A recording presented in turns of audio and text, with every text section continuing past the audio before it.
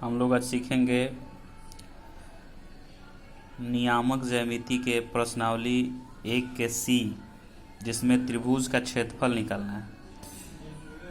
मान लेते हैं कि त्रिभुज के 3 शीर्ष का निर्देशांक x1 y1, x2 y2 तथा x3 y3 हो, तो इस त्रिभुज के क्षेत्रफल का फॉर्मूला होता है त्रिभुज का क्षेत्रफल बराबर 1/2 mod x1 into x2 minus x3 plus x2 into y3 minus y1 plus x3 into y1 minus y2। याद करने का तरीका क्या है समझेंगे।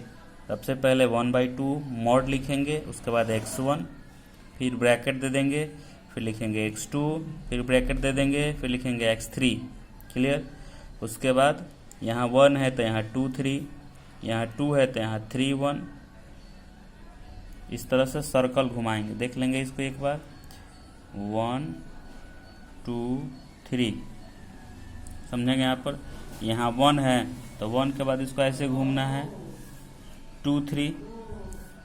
यहाँ फिर 2 है तो 2 के बाद क्या आता है 3 1, तो 3 1 वाला है। फिर यहाँ 3 तो 3 के बाद क्या आता है, देखिए 3 के बाद 1 2 आता है तो 1 2। इस तरह से याद कर लेंगे, कोई दिक्कत नहीं होगा।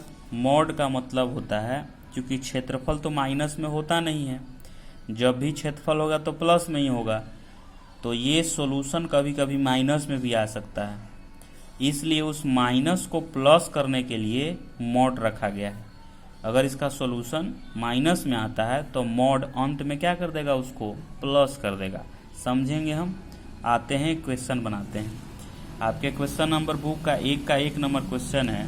त्रिभुज के ये 3 शीर्ष दिया हुआ है, -5, -1, 3, -1 और 5 2, जिसको हमने त्रिभुज की तरह बना दिया है, देखिए। और उसके बाद इसका क्षेत्रफल निकालना है, तो क्षेत्रफल के लिए फॉर्मूला लिख देंगे हम लोग कि त्रिभुज का क्षेत्रफल बराबर 1/2 x1, इस तरह से लिख देंगे और सजाएंगे। देखिए 1/2 x1 के जगह पर क्या है, -5 है तो -5 रखें। फिर y2, तो y2 आपका यहाँ है -5, y3 कहाँ है, 2 यहाँ है, देखिए -5 -2। फिर x2 क्या है आपका 3 है तो x2 3 लिखे हैं। फिर y3 माइनस y1, तो y3 आपका क्या है 2 है, y1 क्या है 1 है, तो देखो लिखें 2 - 1। ऐसे सजा देंगे। हल करने के बाद समझते जाएंगे, हल करते जाएंगे। देखिए यहाँ पर चूंकि मेरा 64 प्लस में आ रहा है, अगर ये माइनस में आता तो हम यहाँ पर प्लस में लिखते हैं, क्योंकि मॉड जब हटेगा तो माइनस को प्लस बना देगा। ठीक है, चूंकि प्लस में है इसलिए कोई चेंजिंग नहीं होगा। प्लस में है मॉड में तो यहाँ प्लस में ही लिख देते हैं। अगर माइनस में होता तो उसको बदल कर लिखते हैं यहाँ पर मॉड हटाने के बाद प्लस में। कोई दिक्कत, यही चेंज करना है। अब देखिए 1/2 से कट गया 32 वर्ग इकाई, चूँकि क्षेत्रफल का मात्रक वर्ग मीटर होता है, वर्ग सेंटीमीटर होता है, तो यूनिट तो है नहीं कि सेंटीमीटर है कि मीटर है, इसलिए हमने क्या लिखा वर्ग इकाई। त्रिभुज के क्षेत्रफल पर इकाई आ गया। इसी तरह से बनाएंगे। क्वेश्चन नंबर जो आपका 1 का 4 नंबर है उसको नहीं बनाना। क्वेश्चन नंबर 1 का 4 हालांकि आप बनाइएगा, लेकिन आंसर गुणनखंड निकाल कर दिया है, इसलिए आपका आंसर नहीं मिलेगा, इसलिए घबराइएगा नहीं, उसको छोड़कर बनाइएगा।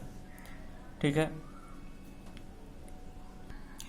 क्वेश्चन नंबर 2 कह रहा है कि त्रिभुज के 3 शीर्ष दिया है ax1 y1, axy, b जो है 1 2 और जो c है वो आपका 2 1 दिया। तो सिद्ध करना है कि x प्लस y बराबर 15। चूँकि इसका क्षेत्रफल शायद 6 दिया है, एक बार देख लीजिएगा, शायद 6 दिया है। तो लिखेंगे हम त्रिभुज के क्षेत्रफल बराबर 1/2 मॉड x1 इंटू फार्मूला के लिखेंगे, क्षेत्रफल के नीचे 6 लिखेंगे, बाकी इसको सजाएंगे फार्मूला के अनुसार। जब हल करेंगे तो आपको एक इक्वेशन मिल जाएगा जिससे सिद्ध हो जाएगा कि x प्लस वाई बराबर 15। जब आप उसको हल करोगे तो यही आपका इक्वेशन मिल जाएगा, बन जाएगा आपसे। क्वेश्चन नंबर 2 इसी प्रकार से है कि उसमें कह रहा है कि एक इक्वेशन दिया हुआ है पहले से और कहता है कि आप तीसरा शीर्ष निकालिए, तीसरे शीर्ष का निर्देशांक निकालिए।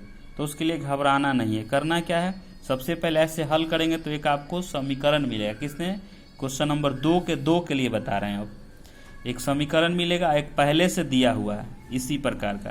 तो ये एक समीकरण दिया है, वो पहले से दिया हुआ एक आपको मिलेगा। तो दोनों समीकरण को दो चर वाले रैखिक समीकरण के अनुसार जब हल करेंगे तो एक्स वाई का मान मिल जाएगा, और एक्स वाई का मान रखेंगे तो आपको तीसरा निर्देशांक पता चल जाएगा। इस प्रकार से बनाएंगे।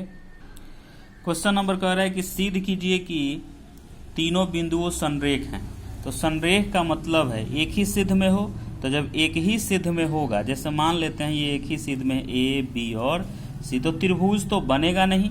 इन तीनों बिंदुओं से त्रिभुज बनेगा। कब त्रिभुज बनेगा? जब तीनों संरेख माने एक ही लाइन में नहीं हो, तब क्या बनेगा? त्रिभुज बनेगा। और जब त्रिभुज बनेगा तो क्षेत्रफल होगा, और जब त्रिभुज ही नहीं बनेगा तो क्षेत्रफल क्या होगा? 0 होगा।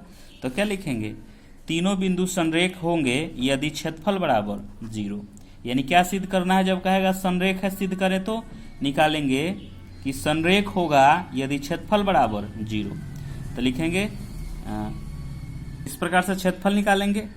और क्षेत्रफल कितना आना चाहिए? अगर क्षेत्रफल 0 आ गया, अगर क्षेत्रफल कितना आ गया अंत में? 0 आ गया, इसका मतलब क्या लिखेंगे? चूंकि क्षेत्रफल बराबर 0 है अतः तीनों बिंदु क्या है? संरेख है।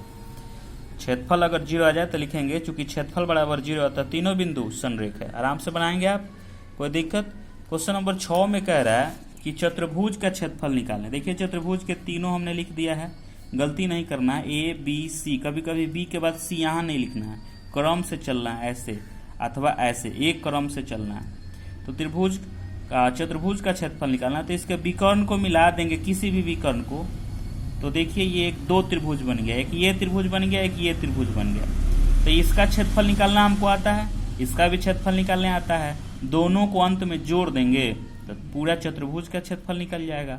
आप आसानी से बना सकते हैं, बनाइए। और इसके इस पर सारे क्वेश्चन बन जाएंगे। जो दिक्कत होगा पूछिए। थैंक यू देखने के लिए, और देख करके बनाने के बाद सॉल्यूशन भेजने के लिए ज़रूर बनाएं।